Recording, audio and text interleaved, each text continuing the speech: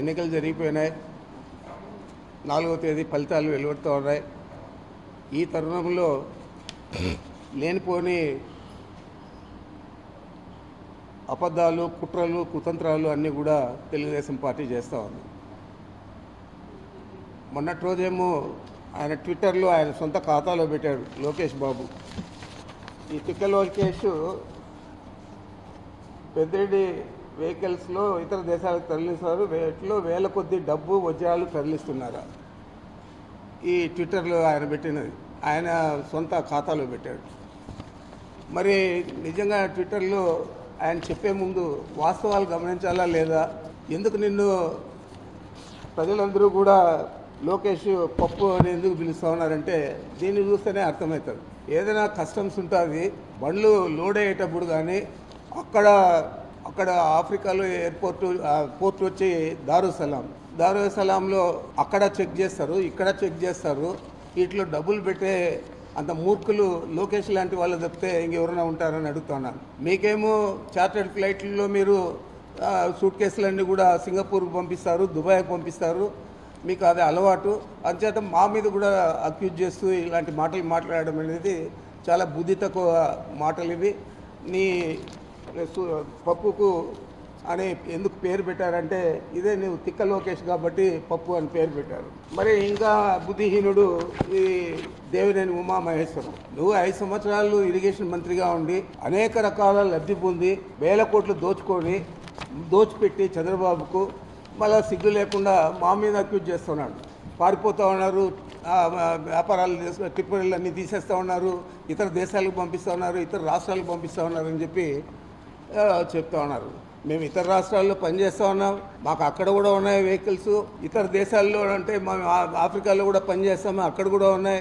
ఇప్పుడుగా 2011 నుంచి అక్కడ వ్యాపారం చేస్తాం. 2013 మొట్టమొదటిసారి మైనింగ్ యాక్టివిటీకి అని చెప్పి ఒక 300 ఎక్స్కవేటర్లు 5 టిప్పర్లు పంపించాం.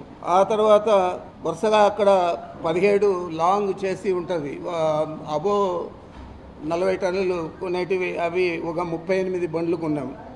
మళ్ళా తర్వాత ఇండియా నుంచి 23 మిషన్లు, మిగతా ఎక్విప్మెంటు, ఇవన్నీ కూడా మైనింగ్ యాక్టివిటీకి కావాల్సినవన్నీ కూడా 23 పంపించడం జరిగింది 2013లో. మరి మొన్న 18/3/24 ఐచర్లు ఒక 60 బండ్లు మేము కొంటే వాటికి ఇక్కడ పని లేదు కాబట్టి అక్కడ కొత్తగా మేము స్వర్ణ మెటల్స్ అని చెప్పి ఒక కాపర్ ప్రాజెక్టు చేస్తా ఉన్నాం కాబట్టి ఆ కాపర్ ప్రాజెక్ట్ కోసం అని చెప్పి వాళ్ళు 60 బండ్లు కావాలంటే మొదటి విడత 2024లో మార్చి 18 20 బండ్లు పంపించాం. అది బాంబే పోర్ట్ నుంచి. ఇప్పుడు కూడా బాంబే పోర్ట్లో రేపు 10 లోడ్ అవుతూ ఉన్నాయి.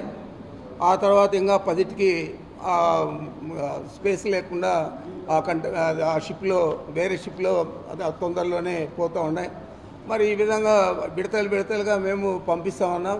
అక్కడ మాకు ఇప్పటికే ఒక ఫెర్రో మ్యాంగనీసు, ఫెర్రో సిల్కా అని చెప్పి 2 ప్రాజెక్టులు ఉన్నాయి. ఒకటి PLR అనుబంధ సంస్థది, ఇంకొకటి జస్విన్ సంస్థది. ఇప్పుడు కొత్తగా స్వర్ణ మెటల్స్ అని చెప్పి ఈ కాపర్ ప్రాజెక్టును కూడా మొదలుపెట్టాం కాబట్టి దానికోసం 100 బండ్లు కావాల్సి వస్తుందంటే మన దగ్గర ఉన్నాయి ఇక్కడ 60 బండ్లు వాడినవి, పాత బండ్లన్నీ కూడా అక్కడికి పంపిస్తా ఉన్నాం. దాంట్లో 40 ఇప్పుడు దాకా పోర్టుకు 20 వెళ్ళిపోయినాయి దారుసలాంకు. రేపు 10 పోతూ ఉన్నాయి. ఎల్లుండి అంటే 1 వీక్లో ఇంకా 10 పోతాయి. మళ్ళీ ఇవి వెళ్ళిపోయిన తర్వాత మళ్ళీ 20 బండ్లు పంపిస్తాను. ఈ విధంగా 100 బండ్లు అక్కడికి పంపడం జరుగుతూ ఉంది.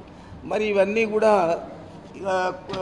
పలువలు చిలువలుగా మాట్లాడుతూ ఏదో ఇట్లో మేము ఏదో పంపించేస్తూ ఉన్నాము, లేదా రాష్ట్రం విడిచి పారిపోతున్నాం, దేశం విడిచి పారిపోతూ ఉన్నాం అని చెప్పి ఆయన నన్నే కాదు మిగతా అందరు నాయకులను కూడా అందరూ పాస్పోర్ట్లు రెడీ చేసుకున్నారు, వీసాలు రెడీ చేసుకున్నారు, ఇతర దేశాలకు పారిపోతూ ఉన్నారు వైఎస్ఆర్ కాంగ్రెస్ పార్టీ వారు అని చెప్పి చెప్పడం జరిగింది. మా నాయకుడు పోతే ఏమో ఆయన పారిపోయినట్లు, మీ నాయకుడు పోతే ఏమో ఈరోజు మీరంతా చూశారు ఈ పచ్చపత్రికల్లో అంతా.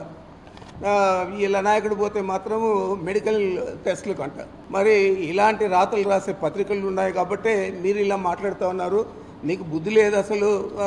ఉమా, నీవు కనీసం టికెట్ తెచ్చుకోలేకపోయావు, మంత్రిగా 5 సంవత్సరాలు ఎలగబెట్టి చంద్రబాబు దగ్గర నువ్వేం తప్పు చేసావో మాకు తెలియదు, కానీ నీకు చంద్రబాబుకు తెలుస్తుంది. మరి ఏ విధంగా నువ్వు అసలు నీ కాన్స్టిట్యున్సీకి కూడా మా పార్టీ నుంచి వెళ్ళిన అతనికి సీట్ ఇచ్చారు, అంతకంటే అసమర్థుడు కాబట్టి నీకు ఇవ్వలేదనేది ఈ రాష్ట్ర ప్రజలందరికీ కూడా తెలుసు.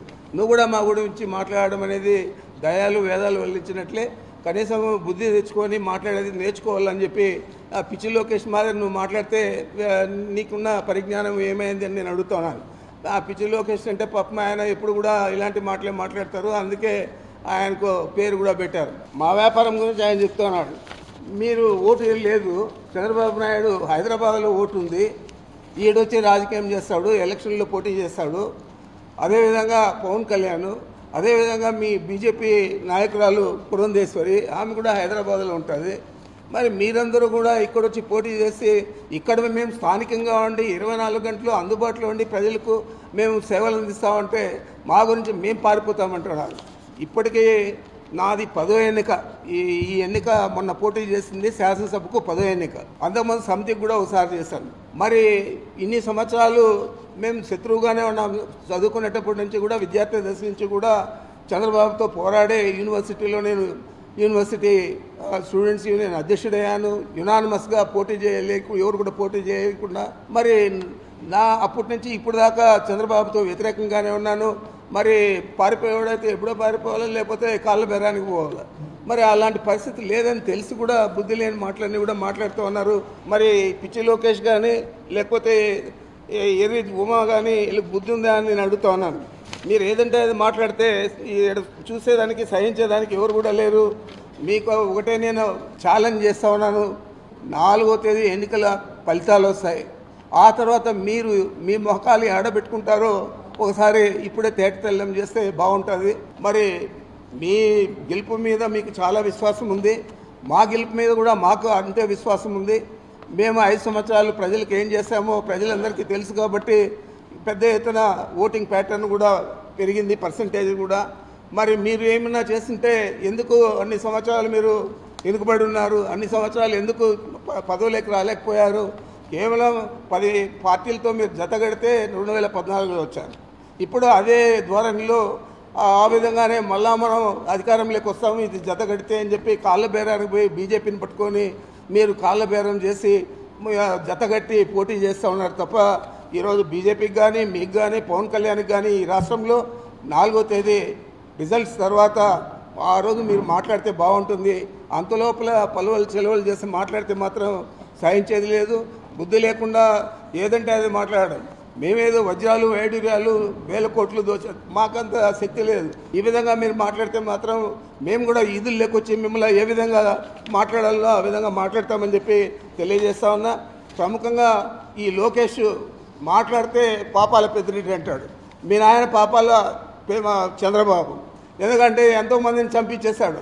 ఎంతోమంది పాపం అందరూ కూడా ఈయన వల్ల మనం వంగవేటి రాధా కాడి నుంచి చాలామంది, పింగళి దశరథ కాడి నుంచి అందరూ కూడా నీ బాధితులే, అందరూ కూడా చనిపోయారు. మరి మీ నాన్న పాపాల చంద్రబాబు అని మాట్లాడాలి తప్ప నన్ను మాట్లాడితే నీకు వచ్చే ఇదేం లేదు.